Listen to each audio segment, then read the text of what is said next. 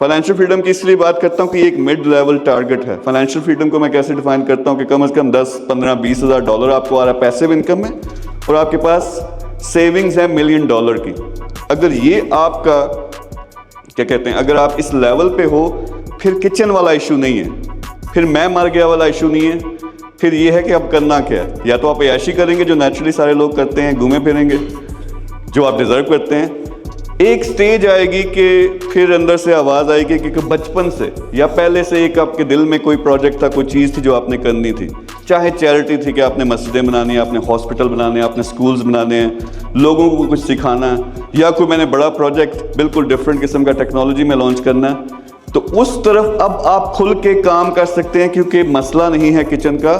Financial freedom आपको मिल चुकी है, तो इस पे मैं सबसे ज़्यादा बात करता हूँ। I understand some of you are already at this stage, कुछ शायद इसके करीब हों, कुछ अभी शायद स्टार्ट कर रहे हों, कुछ शायद इससे बहुत आगे हों, लेकिन हर कोई जो इसके आसपास है, इसको क्रॉस कर चुका है, बहुत कुछ कर सकता है। तो ये मेन चीज़ है, इस पर मैं सबसे ज़्यादा फोकस करता हूँ। जब तक टारगेट क्लियर नहीं है, और टारगेट क्या होता है, मैंने दुनिया बदल देनी है, ये टारगेट अच्छा है या नहीं अच्छा, यानी ये क्लियर है या नहीं है। सो अगर नंबर ना हो एक आपकी स्टेटमेंट में, टारगेट की स्टेटमेंट में, तो वो क्लियर टारगेट नहीं है, आप उसको मेजर नहीं कर सकते।